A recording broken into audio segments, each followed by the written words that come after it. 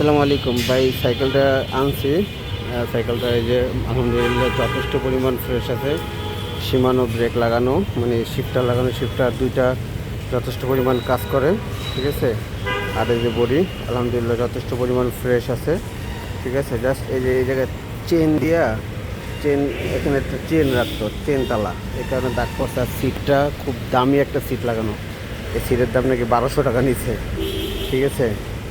আর suspension খুব সুন্দর কাজ করে, এটা হচ্ছে এক্সিএমের সাসপেনশন।